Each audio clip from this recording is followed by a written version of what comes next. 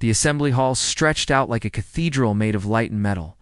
47 different species had gathered here on Apex Prime, the neutral station that floated between territories where no single government could claim power. Deho stood at the human delegation's platform, his hands clasped behind his back, his face showing nothing but calm interest. 15 years of training had taught him to stand this way, to breathe this way, to exist this way. Hannah stood 2 steps behind him, her tablet held at precisely the correct angle. She was younger, only 32, but she had learned the same lessons. Never interrupt. Never show anger. Never let them see you sweat. The courtesy protocol had been drilled into every human who left Earth on official business. It was the price of admission to the larger galaxy. The council speaker, Krevluth, rose from the central dais. His species looked like enormous mantises, all chitinous plates and compound eyes that reflected the chamber's lights in rainbow patterns. His voice came through the translators as smooth and formal. We now hear the final testimony regarding Species Application 774. The humans of Sol 3, Deho stepped forward. He had given this speech 100 times in practice. He had given variations of it for 15 years. Honored Council, humanity comes before you in humility and hope. We seek not to demand, but to request. Not to impose, but to learn. In the gallery above, representatives from dozens of worlds watched. Some looked bored. Others looked interested. A few looked actively hostile. Deho knew which ones were which. He had memorized every delegate, every species, every political position. That was part of the protocol, too. Ambassador Threll, representing the Kethral Dominion, leaned forward in his seat. His species looked like someone had crossed a crocodile with a standing bear, all scales and muscle and cold eyes. The human speaks of humility, Threll said, his voice carrying across the chamber. Yet Earth's history shows anything but humility. Wars, genocides, environmental destruction. They nearly destroyed themselves before they even reached the stars. Deho smiled. The smile was part of the protocol. Never react with anger. Always acknowledge criticism with grace. Ambassador Threll raises valid historical points, he said. Humanity's past contains darkness. We do not deny this. We believe that acknowledging our mistakes is the first step toward transcending them. Transcending, Threll repeated. He made it sound like a dirty word. Or merely hiding. We prefer to think of it as growth, Deho replied. His voice remained even, pleasant. Inside, something coiled tight, but the protocol held firm. It always held firm. A child who breaks things learns to build. A species that fought itself learns to seek peace. Hannah watched the exchange while monitoring her tablet. Biometric data from Deho's discrete sensors showed his heart rate elevated but stable. Blood pressure normal.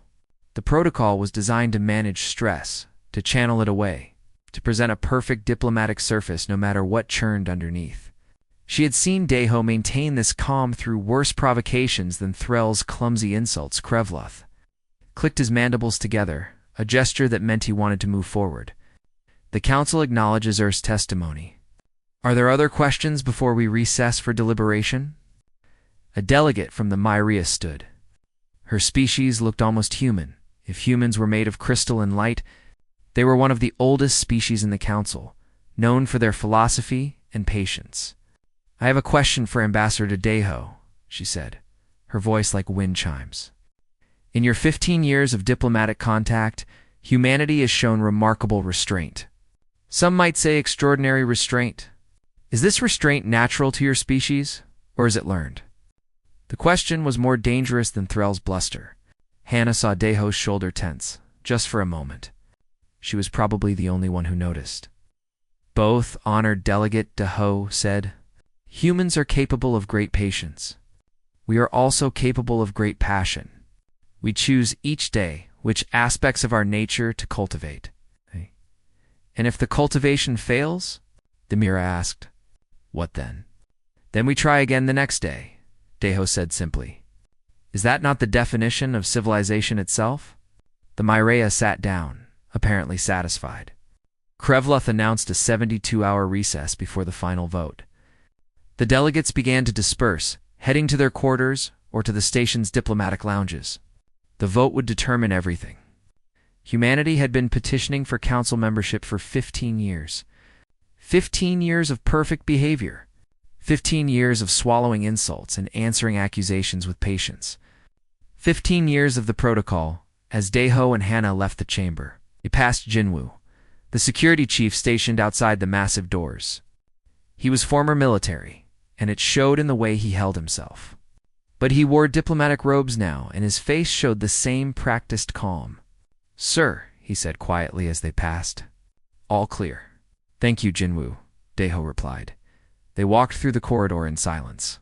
The walls were transparent aluminum, showing the stars beyond. Apex Prime orbited nothing, sitting in empty space at a carefully calculated point between territories. Neutral ground. Safe ground. The kind of place where words mattered more than weapons.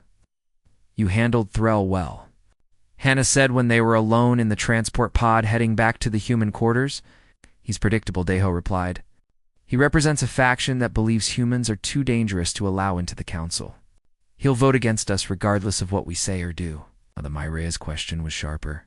"Gas." Daeho looked out at the stars. She was asking if we're real or if we're performing. The honest answer is both. We're performing what we hope to become. Hannah looked at her tablet, then looked at Daeho. "Sir, your biometrics at the end there?" Your hand was shaking. It was steady now. Was it? Just slightly. When Threll mentioned Earth's genocides, Daeho was quiet for a moment. "My daughter's school learned about the Rwandan genocide last year," he said. "She came home crying. Asked me how people could do that to each other. I told her that humans are capable of terrible things, but we're also capable of learning from them. She asked if I really believed that. What did you tell her?" I told her I had to believe it, because if I didn't, all of this would be pointless. The pod docked at the human section of the station. Daeho straightened his robes, and his face settled back into diplomatic neutrality. The protocol never really turned off. It couldn't. Not if humanity wanted its place among the stars. 72 hours, Hannah said. "Then we'll know." "Then we'll know," Daeho agreed. Neither of them knew that in less than 24 hours, the protocol would shatter completely. Neither of them knew that Ambassador Threll had already decided to make this personal. And neither of them knew that the galaxy was about to see what humans looked like. When they stopped being polite, the diplomatic reception was held in the observation dome, a massive transparent structure that gave a view of the entire starfield. Representatives from various species mingled in small groups, drinking substances that ranged from liquids to gases to things that looked like colored light.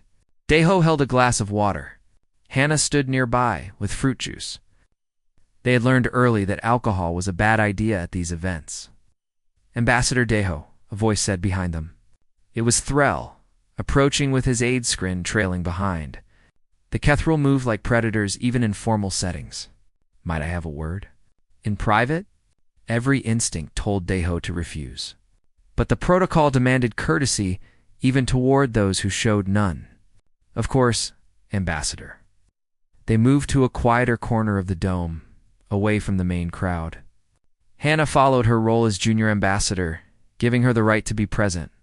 Ginwoo watched from his position near the entrance, his security training making him aware of every movement in the room. "I wanted to speak plainly," Threll said.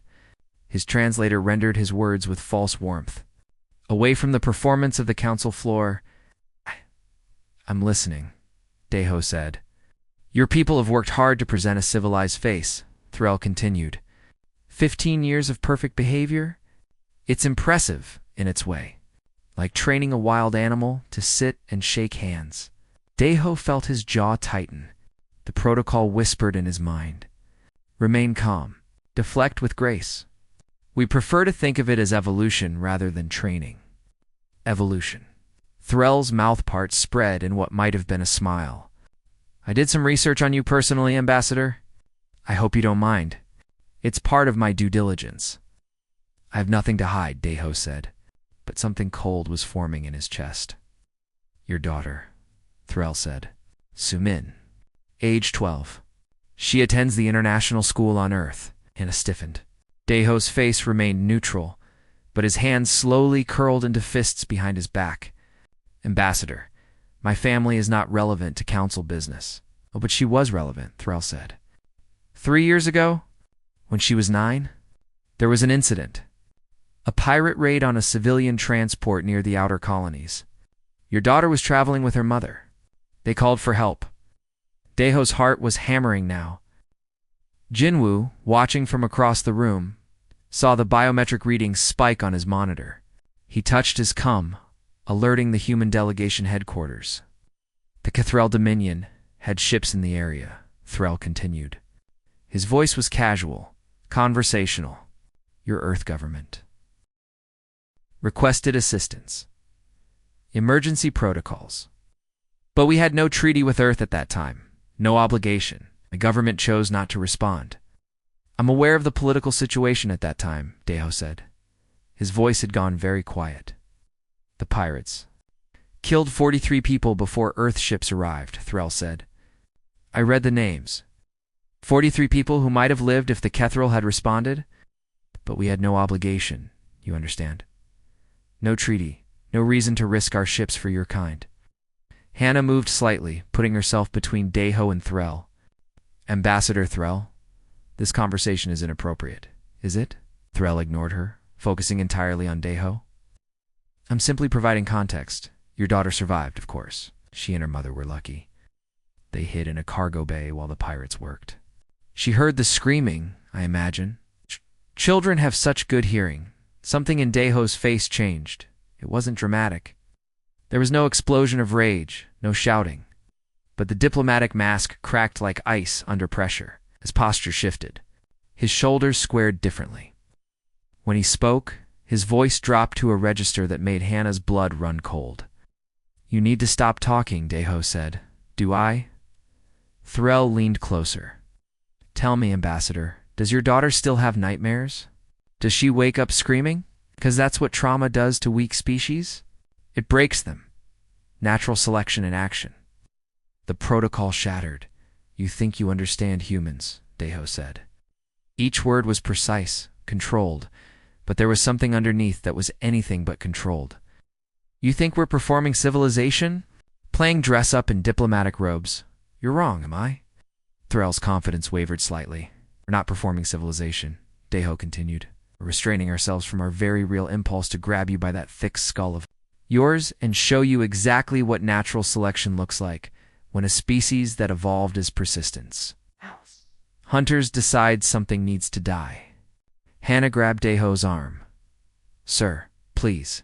But Daeho continued, his voice never rising above that deadly quiet tone. You want to know about my daughter? Yes, she has nightmares. Yes, she screams. Yes, she wakes up terrified. And every single night when that happens, I hold her and tell her that the universe has both good and evil in it, and that she's survived to see another day. I tell her that fear is normal, that trauma is a wound that heals slowly, and that she's braver than she knows. Touching, Threll said, but his voice had lost its casual cruelty. Amen. And then Daeho said, every single morning, I come to places like this and smile at creatures like you. I perform courtesy. I practice patience. Not because I'm weak. It's not because I'm trained. But because I choose to believe that civilization means more than revenge. That a galaxy where my daughter can travel safely requires cooperation, even with species whose governments let children die because they had no treaty obligation. Other ambassadors had noticed the confrontation. They weren't close enough to hear words, but the body language was clear enough. Something was wrong. But let me be very clear about one thing, Daeho said. His eyes locked onto Threll's, and there was no diplomacy left in them. The only reason you're still breathing the same air as me is because I choose to let you. Not because you're stronger, not because you're superior, but because I'm holding on to civilization with both hands, and that civilization says your life has value even though you just used my daughter's trauma as a debate tactic. Threll stepped back. For the first time in the conversation, he looked uncertain. That's what humans are, Daeho continued. We're the species that chooses civilization even when every instinct screams for blood. We're the species that buries our rage so deep that we almost forget it's there. Almost. And you just reminded me exactly where I buried mine. Hannah was pulling at Deho's arm now. Sir, we need to leave. Deho took a breath, then another. Ow! The protocol tried to reassert itself, but it was too late. The damage was done. You'll vote against humanity's admission to the council, he said to Threll. You were always going to vote against us. But now you know the truth. You don't want to join your council because we're harmless. You want to join because we're dangerous, and we're choosing to be something better. He turned and walked away. Hannah followed. Jinwoo fell in step with them as they left the observation dome. Behind them, Threll stood very still, and the other ambassadors began to whisper. That was bad, Hannah said quietly as they walked. Yes, Deho agreed. The council will hear about it within the hour. Yes, might have just lost our chance at admission. Deho stopped walking. He looked at Hannah, and she saw something in his expression that she'd never seen before. Not rage, not even anger, just honest, bone-deep weariness. Some things are more important than admission, he said. She would have wanted me to remember that. Jinwoo touched his cum. Sir, I'm getting alerts. Multiple delegates requesting emergency statements. The council speaker wants to meet with you. Let them wait, Deho said. I'm done performing for tonight. They walked back to human quarters in silence. Behind them, word was spreading through Apex Prime like fire through dry grass. The perfect human diplomat had broken. The mask had cracked. The galaxy was about to learn what humans really looked like underneath all that courtesy. By morning, everyone on Apex Prime had heard about the confrontation. The human delegation met in their conference room, and the mood was grim. Deho sat at the head of the table, looking tired but strangely calm. Round him sat the other senior diplomats, Hannah Jinwoo, Juwon the trade negotiator, and Minho, the cultural attaché. The emergency council session is in 3 hours, Hannah said, reading from her tablet. Speaker Krevloth is calling for an immediate vote on our admission. He's not waiting the full 72 hours, because they think we're unstable, Giwon said. She was a hard woman with sharp eyes who had spent 10 years negotiating trade deals while smiling through insults. They're scared. They want to reject us before we do anything else unexpected. Can we salvage this? Minho asked. He was the opposite of Jiwon, gentle and scholarly, the kind of man who quoted poetry and organized cultural exchanges. If Deho apologizes, explains the emotional circumstances. No, Deho said quietly. No more apologies for being human. The room went silent. They all looked at him. I've been thinking about this all night, Deho continued. About what Threll said. About what I said back. About this entire 15-year performance we've been giving. He looked around the table at his colleagues. We've been trying so hard to prove we're civilized by their standards. We forgot that we have our own standards. Sir, Hannah said carefully, without council membership, Earth remains isolated. No access to collective defense treaties. No participation in trade agreements. No, I know the list, Deho said. I helped write it. I know what's at stake. But I also know that I looked at myself in the mirror this morning and recognized the person looking back for the first time in years. Guan leaned forward. What are you suggesting? I'm suggesting we stop performing, Deho said. We have 3 hours until that council session. 3 hours where we can either scramble to repair the diplomatic facade, or we can decide to be honest. Honest, Minho repeated. About what? About everything, Deho said. About who we really are. About what we really think. It's about the fact that we've been wearing a mask for 15 years and it's been suffocating us. Ginwoo spoke up from his position by the door. Sir, if we do that, we lose everything. You know that? Maybe Deho agreed. Or maybe we've been losing something more important this whole time. They argued for another hour. But in the end, something had shifted. They were tired of being perfect. Tired of swallowing every insult. Tired of pretending that humanity's passion and fire and occasional rage were things to be ashamed of, rather than simply parts of being human. When the emergency council session began, the human delegation entered differently.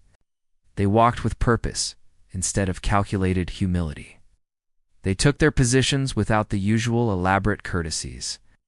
And when Speaker Krevloth called the session to order, Hannah requested permission to speak first.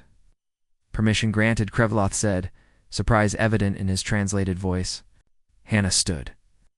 She had spent the previous 2 hours writing and rewriting her statement. In the end, she'd thrown out the diplomatic language and written what she actually wanted to say. This council called an emergency session because they are concerned about human stability, she began. Because our lead ambassador had an emotional response to a calculated provocation. Because we showed that underneath the courtesy, there's something raw and real and human. The delegates watched her. Some looked uncomfortable. Others looked curious. For 15 years, humanity has followed what we call the courtesy protocol, Hannah continued. We trained every diplomat, every representative, every person who left Earth on official business to be calm, patient, understanding, to absorb insults without response, to accept condescension without complaint, to prove that we evolved beyond our violent history. She paused, looking around the chamber. But you didn't actually want to know if we evolved. You wanted to know if we could be controlled. There was a stirring in the gallery. Ambassador Threll sat in his seat, watching. Here's the truth about humans, Hannah said. We're passionate. We get angry. We hold grudges. We love fiercely and we hate fiercely. We're loud and argumentative, and sometimes we solve problems by shouting at each other until someone admits they're wrong. We're imperfect. Then you admit your species is too unstable for council membership, one of the delegates said. No, Hannah replied. I'm saying we're exactly as stable as any other species in this chamber. You just hide it better. Or you've had more practice. Or your species naturally runs cooler than ours. But you're all imperfect too. The difference is that we've been pretending to be something we're not, and you've been pretending that your version of civilization is the only version. Juwan stood up next, not waiting for permission. I negotiate trade deals, she said. For 10 years, I've smiled while species offered Earth exploitation contracts disguised as partnerships. I've accepted terms that favored everyone but humanity because we were desperate for any access to galactic markets. And the whole time, I performed gratitude. She pulled out her tablet. Here's what I really think of the Quelvon Trade Consortium's latest proposal. It's garbage. It offers Earth's minimal resource access in exchange for unrestricted rights to our agricultural output. It's designed to make us dependent while pretending to offer opportunity. And I've had 3 different species tell me that humans should be grateful anyone wants to trade with us at all. The Quelvon delegate made a sound of protest, but Giwan continued.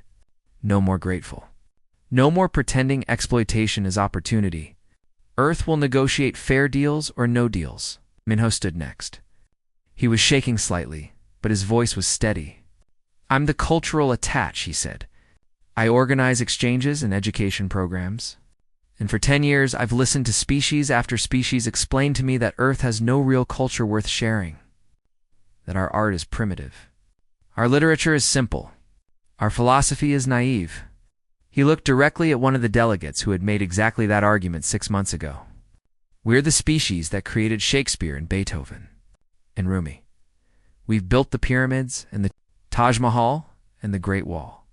We've written the Mahabharata and Dream of the Red Chamber and Don Quixote. We've developed philosophy traditions from Confucius to Kant, and I'm done pretending that none of that matters because it happened on one small planet. Ginwu was the last to stand. I'm security, he said bluntly. My job is to keep humans safe in an environment where we're small and weak compared to most species here. I spent 15 years learning to de-escalate, to avoid conflict, to run rather than fight. He looked at Threll. Yesterday, I monitored Ambassador Deo's confrontation with Ambassador Threll.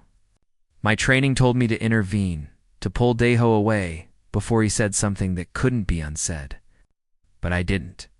You know why? No one answered, because everything he said was true, Jinwu said. And I was tired of watching good people swallow truth to maintain a lie.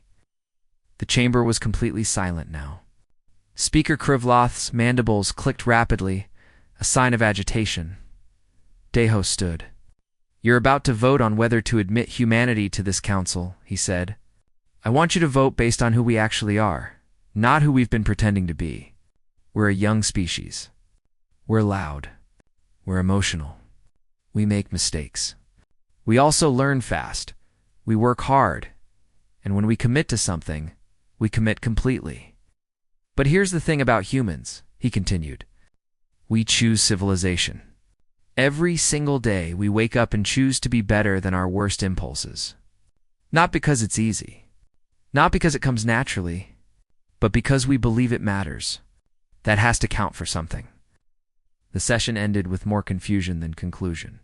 Krevlith announced that the vote would proceed, but the outcome was no longer certain. As the humans left the chamber, several delegates stopped them. Some to express shock, others to express something like admiration. A young delegate from a species that had joined the council only 2 generations ago approached Hannah in the corridor. "That was the bravest thing I've seen in years," she said quietly. "Most of us are tired of the performance too. We just didn't know anyone else felt that way." Hannah smiled. It wasn't a diplomatic smile. It was a real one. Maybe it's time someone said it out loud. In their quarters that night, the human delegation waited for the vote. They had no idea if honesty would save them or doom them. But for the first time in 15 years, they felt like themselves. The vote was scheduled for the following morning. The human delegation was in their quarters, waiting. When the alarms began to scream, Ginwu was on his feet instantly. His military training overriding years of diplomatic conditioning. "Security breach," he said, reading the alerts flooding his terminal. "Multiple contacts. The docking bay pirates?" Hannah asked, or Ginwu replied. "Vexstar clan. They're raiders who specialize in hitting soft targets." He was already moving toward the door. They must think the council delegates make good hostages. Daeho grabbed his comm. "What's the station's response?" "Checking," Jinwoo said. He pulled up the security feeds. What he saw made his jaw clench. They're following protocol. Committee authorization required before engaging hostile forces. They're calling an emergency session to approve defensive action. "How long will that take?" Minho asked. "Too long," Ginwoo said. He looked at Daeho. "Sir, I have 17 security personnel on this station. They're armed with non-lethal restraint equipment because that's what the council allows." "What are you asking me?" "Permission to stop following council protocols," Ginwoo said. "Permission to do what needs to be done." "Do it, Jinwoo. Opened a channel to all human personnel. This is Security Chief Jinwoo. We have hostile boarders in the docking bay. Station security is delayed by authorization procedures. We're not waiting. Grab anything you can use as a weapon. Meet at Junction 7. Move now." Within minutes, 17 humans were assembled. They had maintenance tools, emergency equipment, and 3 actual weapons that Jinwoo had kept hidden in violation of station regulations. They weren't soldiers. Most of them were clerks, technicians, and junior diplomats. But they moved with purpose. "The raiders are forcing their way through the commercial docking area," Ginwoo explained, pulling up a holographic map. "Station security is holding at the main corridor, but they're waiting for authorization to use lethal force. We're going around. We'll hit them from the side. We're not trained for this," one of the younger humans said. "Neither are they expecting us," Ginwoo replied. "Move fast. Work together. Don't be heroes. Understood?" They understood. In the council chamber, the emergency authorization session was proceeding exactly as slowly as Jinwoo had predicted. Speaker Krevloth was calling for votes on 5 different resolutions. The Vexstar Raiders were 3 corridors away from the delegate quarters. Captain Kyung-soo, commanding the human transport ship docked at Apex Prime, watched the situation unfold on his sensors. His ship was officially a cargo transport. It had mining lasers for clearing debris. Nothing military. Nothing that would violate the dozens of regulations about armed vessels near council stations. "Captain," his first officer said, "those raiders have breached the outer hull." "If they reach the delegates, I know," Kung-soo said. He looked at his crew. 8 people. A cargo ship. Mining lasers that were definitely not weapons. He opened a channel to station control. "Apex Prime, this is Transport Vessel Sejong. Requesting permission to assist in defense." "Negative, Sejong," came the reply. "You are not authorized military assets." "Stand by. How long until authorization?" Committee is in session. Estimate 20 minutes. Kung Su closed the channel. He looked at his first officer. Plot an intercept course with those raiders. Charge the mining lasers. Sir, we're not authorized. I don't care, Kung Su said. People are dying while they debate procedures. Fire when ready. The Sejong broke from its docking position. Its mining lasers, designed for cutting rock, tore into the raiders' assault craft with devastating efficiency. Inside Apex Prime, Ginwoo and his team hit the Vexstar from an angle they weren't expecting. The fight was ugly. Humans weren't stronger than most species. They weren't faster. They didn't have natural armor or weapons, but they had something else. They fought like people who had decided that rules mattered less than lives. A maintenance technician named Soo-jin used a plasma cutter to disable a raider's weapon. A junior diplomat named Tai-jin threw emergency foam grenades that weren't designed as weapons, but worked anyway. Jinwoo moved through the fight with cold precision, taking down targets with improvised weapons and 15 years of suppressed military training the Vexstar hadn't expected. Resistance. They definitely hadn't expected humans. In another part of the station, the fighting had reached the delegate corridors. Ambassador Threll found himself pinned down with his aide screen, trapped behind an overturned transport cart while two raiders advanced. Station security was still waiting for authorization to use lethal force. The raiders had no such limitations. Then Jinwoo came around the corner. He had a maintenance pry bar in one hand and a stolen raider weapon in the other. He took in the situation instantly. Threll, the ambassador who had used Daeho's daughter's trauma as a debate tactic. Threll, who represented everything humans had been swallowing for 15 years. Threll, who would absolutely vote against human admission to the council. Threll, who was about to die if someone didn't act. Jin-Woo didn't think about it. He just moved. The fight lasted 8 seconds. Ginwoo took down the first raider with the pry bar, using leverage and precision to disable rather than kill. The second raider got a shot off, burning a line across Ginwoo's shoulder. Ginwoo took him down anyway. When it was over, Ginwoo stood over Threll, breathing hard, bleeding from the wound on his shoulder. Threll stared up at him. "You saved me," Threll said. There was something like shock in his voice. "Yes," Jinwoo replied. He didn't offer a hand to help Threll up. He didn't express concern for Threll's well-being. He just stated fact. "After what I said to your ambassador, after I mocked his child's trauma, you still saved me." Ginwoo looked at Threll with absolutely no warmth. "I didn't do it for you," he said. "I did it because it needed doing. Because someone had to. Because that's what humans do. When people are in danger, we act." He turned and walked away, already moving toward the next crisis. Behind him, Threll sat very still. Captain Kyungsu's mining lasers had disabled 3 raider craft. Station security, finally authorized to engage, was mopping up the remaining hostiles. The Vexstar clan hadn't expected coordinated resistance. It definitely hadn't expected humans to ignore protocol and just fight. By the time it was over, the station had minimal casualties. Most of them were raiders. A few station security personnel were injured. Jinwoo's shoulder wound was the worst human injury. The council delegates were safe. Speaker Krevloth convened an emergency session 90 minutes after the attack ended. The chamber was packed. Every delegate had heard what happened. How humans had moved while the council debated. How they had fought with improvised weapons and no authorization. How they had saved lives, including the life of the ambassador who hated them most. Daeho stood at the human delegation platform. His diplomatic robes were wrinkled. He looked tired. He looked done with performing. "The council will now address the incident," Krevloth began. "Before you do," Daeho interrupted, "let me save you time.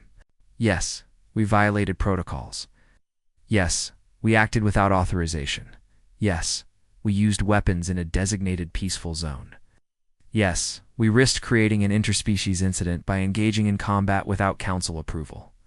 He looked around the chamber, "and we'd do it again. Every single time. Because your protocols would have gotten people killed. Your authorization process values procedure over lives. And humans will not stand by while people die because filling out forms takes 20 minutes. You had no authority, one of the delegates said. We had something better, Deho replied. We had the ability to help, we had the willingness to act, and we had the understanding that some things matter more than authority. Krevlov's mandibles clicked. You understand this complicates your admission vote. I understand that if you vote to reject humanity because we saved your lives without permission, then this council isn't something we want to join anyway, Deho said. The chamber went silent. It was the most undiplomatic thing anyone had said in decades. But here's what I really want you to understand, Deho continued. This is who humans are, imperfect, aggressive when necessary, willing to watch people die while we wait for committee approval. If that's too dangerous for this council, then reject us. But don't reject us thinking we'll change. We won't. We can't. Oh. This is what we are. He sat down. The vote was less than 12 hours away. For better or worse, the galaxy now knew exactly what humanity looked like when the courtesy stopped. The council chamber still showed signs of damage from the raid. Repair crews had worked through the night. But there were scorch marks on the walls and several viewing panels remained shattered. The delegates gathered in this wounded space to vote on humanity's admission. The symbolism was not lost on anyone. Deho stood at the human platform with Hannah beside him. Jin Wu was in the gallery despite the medical team's protests about his shoulder wound. The entire human delegation was present. They had stopped performing 3 days ago, and there was no going back now. Speaker Krevlov called the session to order. His mandibles clicked in a pattern that suggested stress. This council will now vote on Species Application 774, the humans of Sol 3. Before we begin, the human ambassador has requested to make a final statement. Thank you, Speaker, Deho said. He had no prepared remarks this time. No carefully crafted diplomatic language. It's just truth. 15 years ago, humanity came to this council as supplicants. We begged for a chance to prove ourselves. We promised we had evolved beyond our violent history. We performed perfect courtesy for 15 years. He paused, looking around the chamber. 3 days ago, I lost control of that performance. I let a cruel provocation crack the mask. And in that moment, this council saw what humans really are. Emotional, passionate, sometimes angry, definitely imperfect. Yesterday, humans violated every protocol this station has to fight off raiders while you debated authorization. We used weapons in a peaceful zone, engaged in combat without permission. We acted on our own authority because we decided that lives mattered more than procedures. Several delegates shifted in their seats. Some looked uncomfortable. Others looked thoughtful. So let me be absolutely clear about what you're voting for today, Deho continued. You're not voting for the perfect diplomatic performance we gave you for 15 years. That was a lie. Not a complete lie, but not the whole truth either. You're voting for the real thing. For humans who choose civilization while still being fully human, and here's what that means, he said. We won't always follow protocols that we think are wrong. We will argue with you. We will push back against rules that value procedure over people. We'll be loud and passionate, and sometimes we'll lose our tempers. But we'll also be loyal. We'll defend this council with everything we have. We'll work harder than anyone else, because that's what humans do when we commit to something. We'll bring innovation and energy and perspectives you've never considered. He took a breath. You wanted to know if humans evolved beyond our violent past. Here's your answer. We evolved into something that understands violence but chooses peace. It's capable of aggression but practices cooperation. That feels anger but acts with purpose. We're not harmless. We're dangerous creatures that decided to be something better. Is that what you're asking this council to accept? One of the delegates asked. Dangerous creatures? Yes, Deho said simply. Because every species in this chamber is dangerous in their own way. The difference is, we're honest about it. Krevlith clicked his mandibles. The human delegation will withdraw while we vote. Deho nodded. The humans filed out of the chamber into a waiting room. They sat in silence.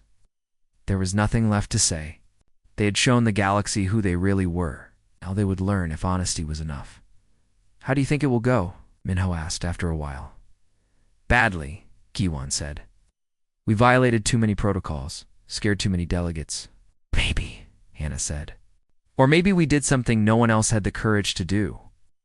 Ginwu adjusted his bandaged shoulder. Either way, I don't regret it. Neither do I, Daeho agreed. Whatever happens, we stopped lying. That has value. An hour passed, then another. Finally, a council aide appeared at the door. The delegates are ready for you. They filed back into the chamber.